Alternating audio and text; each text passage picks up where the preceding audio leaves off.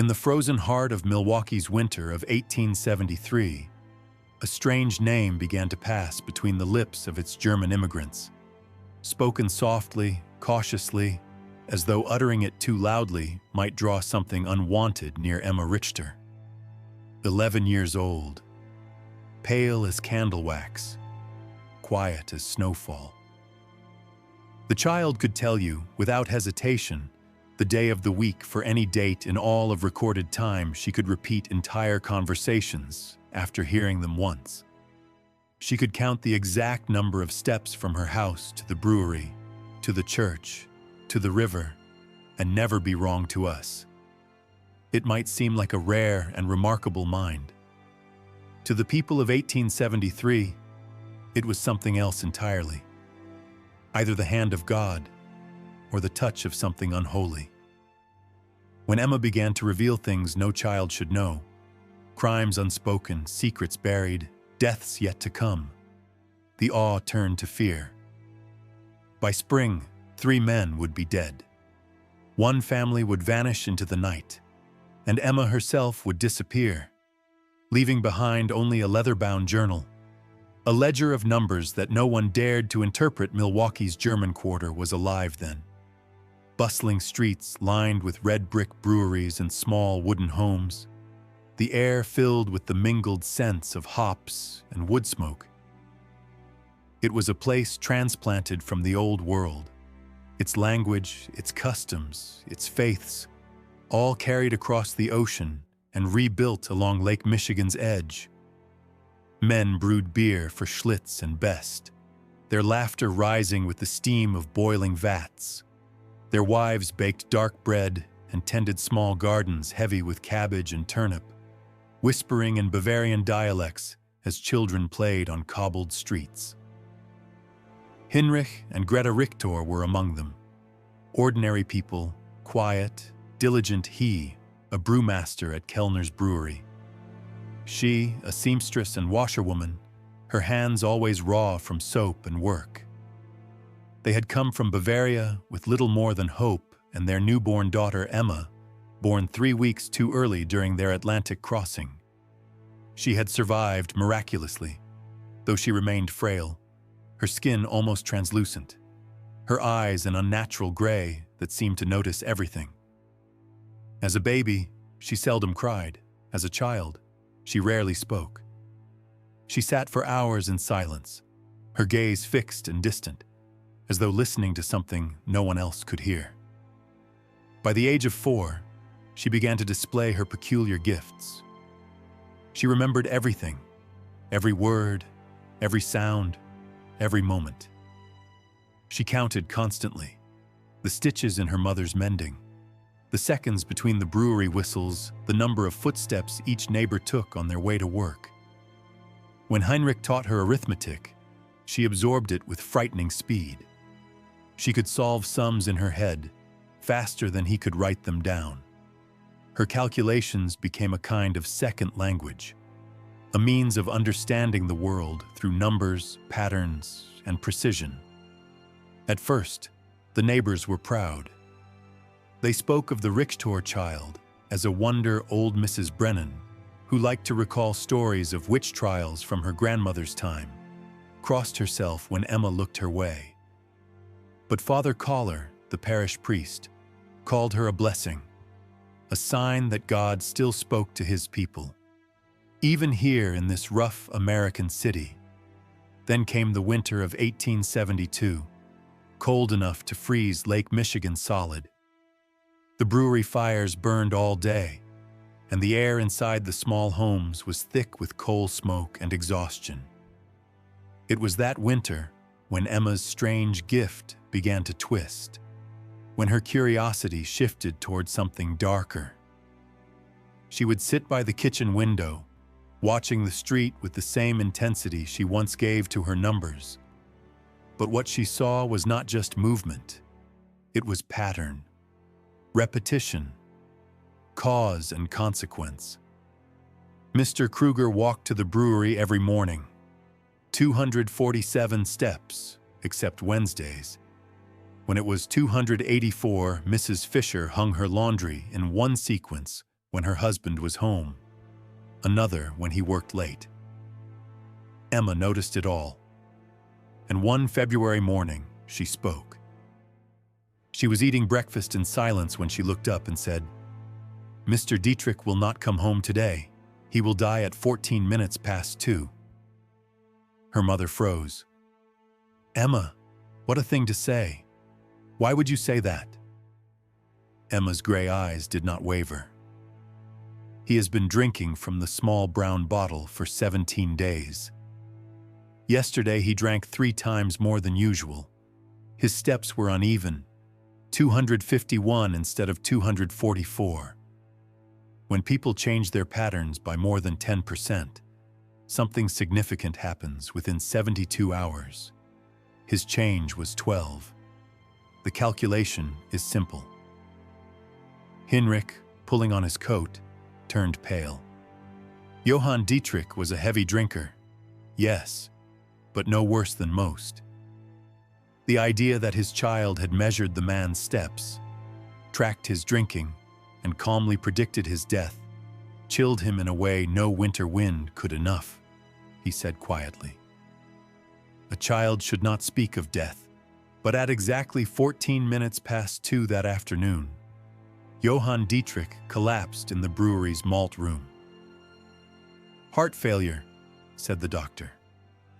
"Chronic alcohol poisoning." The men who found him said he'd been strange lately. Jittery, sweating, afraid of something. But what everyone remembered was Emma's prediction. Down to the very minute by evening, the whispering had begun. Some called it coincidence. Others muttered about the devil's arithmetic. The priest no longer spoke of divine blessing. The Richtors became the subject of sidelong glances at the market, of silence in church pews when they entered. Hinrich went to Father Kohler, hoping for counsel. The priest listened gravely and finally said, "Perhaps she should spend less time watching the neighbors and more time praying. The Lord's gifts can be twisted, my friend. Even the purest child can become an instrument of darker design." That night, Heinrich sat Emma down. "Tell me truly, child. How did you know about Mr. Dietrich?" "I watched," she said simply. "I counted. When someone drinks 37% more than usual and eats 20% less, the strain on the heart becomes measurable. I only calculated the timing." Her father felt his stomach turn. "And how could you know all these things?" "I observe everything, Papa," she said. "Would you like me to tell you about the others?" "No," he whispered. He tucked her into bed with trembling hands. Outside, snow fell soundlessly, blanketing the narrow streets, softening the world into silence. Inside, the child who could see through patterns lay awake, her small mind spinning, measuring, recording, predicting.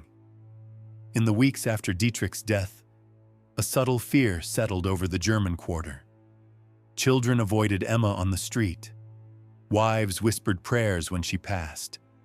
Even her father began to dread the way she sat at the window, her pencil scratching quietly across the pages of her little journal. One morning, as Greta prepared supper, Emma set down her knife and said, "Mrs. Weber will be discovered tomorrow at 11. Her husband will find her with Mr. Kellner. There will be violence." The words fell into the air like stones. "Emma, enough!" Greta gasped. "You must not speak so." But Emma only continued, voice calm, eyes cold. "Mrs. Weber visits her sister every Tuesday, or so she says. Her path should take 349 steps, but instead she walks 127 to Mr. Kellner's office. Mr. Weber's horse is developing lameness in the left foreleg. I have counted her uneven steps for 11 days. Tomorrow he will return 47 minutes early. The convergence of these variables makes discovery inevitable." Her father's hands clenched around the table. "How do you know about the horse?" I count her hooves when she passes, Emma said simply. Her gait is changing. The next day, Wilhelm Weber returned home early. What followed became the scandal of the quarter. His wife found with the brewery owner, blood and shouting spilling into the streets. Kellner beaten, Anna Weber hospitalized. And once again, Emma had known. By now, people crossed the street to avoid her. Shopkeepers served her mother in silence. Children whispered that she could see through walls, through minds, through the future itself. At night, Greta wept quietly as she mended her husband's shirts. They will turn on us, Hinrich, she whispered. They already have. He nodded. He had seen it in their eyes. The fear, the distance. Meanwhile, Emma filled her small leather journal with columns of numbers and symbols. When her parents asked what she was writing, she only said, I am keeping order. By early spring, that order was cracking. She began speaking of things that no child should even know existed. Affairs, debts, hidden quarrels. People think they are secret, she told her mother one morning as she buttered her bread. But they are not. People follow patterns like numbers. I only watched long enough to find the equation. Her voice was calm, too calm. That night, Hinrich said softly, She is no longer a child, Greta. She is something else. I do not know what we brought into this world. Outside, Lake Michigan thawed, releasing the smell of cold iron and decay into the warming air, and in the small house on Galena Street, the girl by the window turned another page of her journal. Her hand steady, her eyes distant, her calculations precise. The worst was yet to come. By March, the air in the German quarter felt thinner, as if something had drawn the warmth out of every room. Emma kept to her place by the kitchen window, the leather journal now a constant weight beside her plate, her pencil ticking like a metronome. The neighbors learned to move quickly past the Richter house to avert their eyes. A few tried to be kind to Greta in the market, but even kindness took on a brittle edge, like glass about to crack. Emma spoke rarely unless asked, and when she did, the words came with a steady, cold gravity. She noticed not just footsteps, but the way a man's left shoe wore down faster than his right. Not just routines, but the precise minute a wife began to set an extra plate, then stopped. Things others ignored became numbers to her, and numbers never lied. It was not malice. It was her nature, stripped of sentiment, sharpened to a blade. One morning, as grease hissed in a pan and the whistle from Kellner's yard moaned across the rooftops, Emma set down her fork and said, There will be a fire at the Zimmerman house on Sunday evening. It will begin at 8:47 and spread to 3 adjoining buildings. Mr. Zimmerman will not survive. Greta flinched as if struck. Child, hush. Emma looked to her journal. He has begun drinking lamp oil with his whiskey. 12 days. I observed the purchases. Their chimney shows structural damage, measurable from the angle of drift in the smoke his wife left for Chicago yesterday. When wives depart before significant incidents, the probability of catastrophe rises. 93%. Hinrich stared at her, the way a man stares at a cliff edge he did not see until he felt the ground tilt beneath him. Enough, Emma. But fear had grown a spine in him. That evening, he sought out Franz Zimmerman in Kellner's yard, a man smelling of spilled spirits and soot, hard-faced and louder when drunk. Hinrich spoke quietly, pleaded even, and the men around them snickered about the devil's child and her numbers. Zimmerman laughed with them, then fell silent. Perhaps something in Hinrich's voice carried more weight than ridicule. He promised to be careful with his lamps. Sunday came warm and dry, a wind moving low over the rooftops like a slow breath. At exactly 8:47, a small flame in the Zimmerman kitchen licked up a curtain, and then the beams, and then the night itself. By the time the volunteer brigade clattered down the street with their hand pump and shouted orders, the fire had crossed to the neighbors' eaves. Sparks sailed like burning snow, smoke boiled up and pressed its weight into throats and eyes. When the embers settled, 3 homes were gone, and they pulled what was left of Franz Zimmerman from his kitchen floor. Emma, standing at the window with her journal open, made a simple note. She neither cried nor smiled. She corrected 2 figures with a careful hand. After that, fear no longer hid in whispers, it wore faces. It stopped conversations when the Richters passed. Children who once skipped rope in the alley stayed inside. At church, pews emptied around them like a tide going out. Hinrich's work changed. Small changes, but he felt them. The silence at the vats when he entered. The way Ernst Kellner nodded without meeting his eyes. Even the men who owed him favors avoided him. As if friendship might stain, Greta began to keep the curtains drawn. She moved quietly through the house, careful not to disturb the thin thread of safety they imagined lay around them.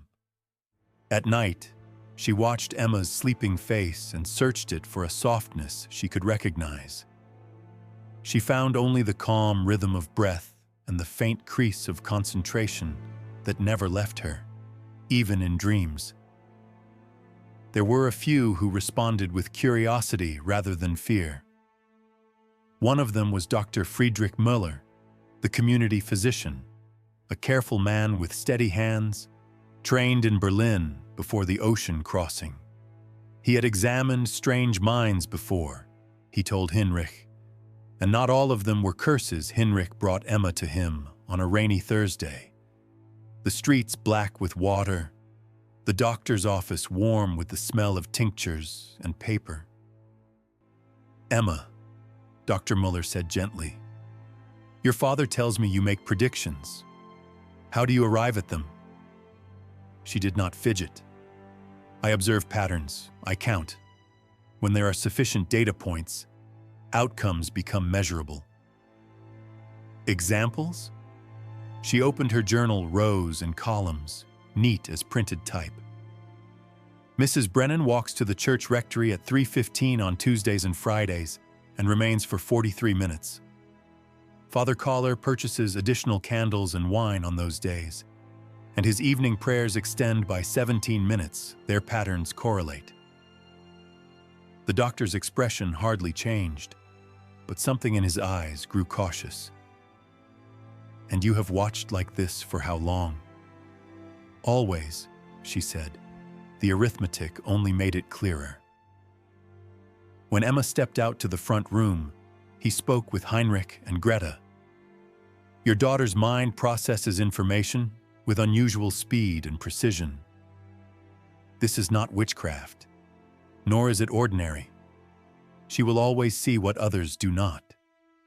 The danger is not only what she can predict, but what people will do when they feel seen." His words were meant as reassurance, they did not soothe. 2 days later, Emma made another announcement from her place by the window. Mrs. Brennan's pattern changed today. She left her house at 2:47 and walked toward the river. Her step length decreased by 12%. Breathing irregular. The probability of self-harm within 4 hours is 87%. Greta's hands trembled. "Please, Emma." But the girl only looked down at her numbers. Exact, impersonal. Heinrich took his coat and left without another word. He found Margaret Brennan at the docks, shoulders hunched, the water beneath the planks black and cold, a place where secrets could be swallowed without trace. He approached as one approaches a wounded animal, slowly, hands open. He spoke of winter endings and the patience of spring. He did not say the priest's name. He did not say sin or shame. He spoke until the light thinned and the cold entered their bones. At last, the widow let him lead her home. Back in the kitchen, Emma noted the adjustment. Third-party interference, reduced probability variables require revision. Hinrich heard the words, like the strike of a mallet. He saw in his daughter the precision of a watchmaker, and in that precision, something deeply inhuman, something that spared no room for the small, irrational graces that allow people to endure love, denial, hope. Her arithmetic had no column for those. By April, the journal had thickened. Maps of streets marked with symbols only Emma understood.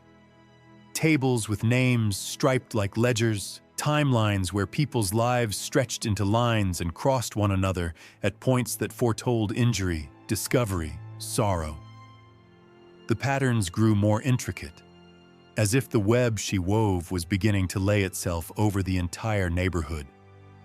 The house itself seemed to lean away from the quarter. Customers began refusing Greta's mending unless they could leave it on the stoop in a sack. At the brewery, men shifted their bodies to break lines of sight with Hinrich, as though eyes might transmit contagion. And in the evenings, when he walked home along the alley, he sometimes felt, without proof, that someone else's footfalls kept pace a street over. Emma continued to speak in statement and certainty. Mr. Wolf is stealing from the mill. Mr. Steinberg sends packages too heavy to be letters to Germany. 12 and 8 weeks. Mrs. Schneider buries objects wrapped in cloth 73 centimeters apart in a grid. Child, Greta said softly, you cannot say such things aloud. I do not say them aloud, Emma replied. I write them down. This, oddly, frightened Greta more. The day the wind shifted to bring warmer air up from the south, the quarter pretended to thaw. Men opened windows in narrow houses. Children ventured into the lanes with sticks and hoops. But the thaw did not enter the Richter home. Hinrich and Greta spoke in whispers after Emma slept, of leaving, of trains, of a town where their names would be new and her gaze might not be already feared. The thought of abandoning the life they had built felt like stepping out onto ice they could not test. Yet staying felt like waiting for a blow they could not dodge. One Tuesday, as if to decide the matter for them, Emma said, "The pattern is wrong today." Greta set down her dough. How? Mrs. Brennan should have gone to the rectory at 3:15. She left at 2:47 for the river instead. The deviation indicates finality. Even now, even after the rescue at the docks, Emma assessed the widow's life like a chart Greta called for Hinrich, with a voice she scarcely recognized. He found Margaret again by the water, and spoke again, and brought her back once more. Emma added another adjustment to her grid. Little acts of mercy began to feel like holes knocked in a dam that could not hold. Not because they failed, but because the water kept rising. That night, with the lamp turned low and the curtains tight, Hinrich said, "We cannot remain." Greta did not argue. Where? Where no one knows our name. He felt the ache of a man pulling out roots that had finally begun to hold a little earth. He imagined his tools packed into a crate, the familiar hiss of the kettles replaced by unknown rooms. He imagined Emma by a different window, the pencil still ticking. There are moments when a life turns so quietly that one only recognizes the pivot by looking back. When the unspeakable has already begun, and you are still telling yourself you can manage. In those last days of April, as Emma's columns narrowed and the figures crowded, the house on Galena Street lived inside such a turn. The wind scraped the shingles, geese moved north in ragged lines, and in the small kitchen, the girl with the gray eyes brought her father a page and said, with a softness that made his hands go cold, "Papa, I have found the pattern that explains everything." Hinrich looked up from the kitchen table where he'd been sealing a crate with twine, the kind used to bind sacks of barley. Emma stood before him with her journal clutched tight to her chest, its pages swollen from constant handling, its edges dark with smudged graphite. The early May sunlight spilled through the small window, catching in the dust and giving the air an almost sacred stillness. Greta paused by the stove, her hands buried in a basin of water gone cold. "Show me," Hinrich said at last, his voice careful, afraid of what he might hear. Emma opened the journal and laid it on the table. Her handwriting was impossibly neat, her lines of numbers and symbols drawn with the precision of an engineer. She pointed to a page filled with what appeared to be a network of intersecting lines, streets, names, dates, annotations in tidy margins. "For 26 months," she began, "I have recorded 43 adults in this community. At first, I believed the irregularities in their movements were random, but the data aligns. There are patterns of meeting, spending, and concealment. My calculations indicate an organized theft." Hinrich's breath caught. "A theft?" "Yes," she replied calmly. 7 men. They meet every Wednesday at midnight beneath Kellner's brewery. I have observed deviations from their normal schedules, the timing of their returns home, the frequency of their visits to the storage cellars. They have been stealing from the breweries for more than 2 years. $47,000 in missing product and falsified accounts. Her father stared down at the pages, the way the numbers built toward a conclusion, both undeniable and monstrous. The men she had marked, Weber, Steinberg, Zimmerman, Wolf, Kruger, were familiar faces, men he had shared beer with, men whose children played in the same alleys. "Emma," he whispered, "these are serious accusations." "The probability is 96%, she said simply. "Mr. Kellner himself organizes it. He controls the records. The others are his accomplices." Heinrich's heart began to hammer. Ernst Kellner, the man who paid his wages, the man who could destroy him with a word, now appeared as the central node in his daughter's web. "How can you know this?" Emma turned the page, revealing another chart. Columns comparing the cost of barley purchased with the volume of beer produced. "The brewery reports do not match the physical output I've measured from the barrels leaving each week. There is missing volume. The men involved show spending inconsistent with their wages. Furniture, money sent to relatives, new clothes. The mathematics cannot lie." Her voice was calm, unhurried, and in that calmness, Hinrich felt the abyss open wider. Greta stepped closer, drying her hands on her apron. "Emma, you mustn't say such things. If they hear, they already know," Emma interrupted, her gray eyes lifting from the page. "Mr. Kellner has noticed my observations. He stood outside our house 3 nights ago. 17 minutes each time. He suspects." Hinrich felt his blood turn to ice. Emma closed her journal and looked at them with a kind of tragic serenity. "Papa, the probability that they will act against us is 84%. Within 72 hours. The ticking of the wall clock filled the silence that followed. Heinrich stared at his daughter, the small, pale face, the steady eyes, and knew that whatever she was, she had spoken nothing but truth before.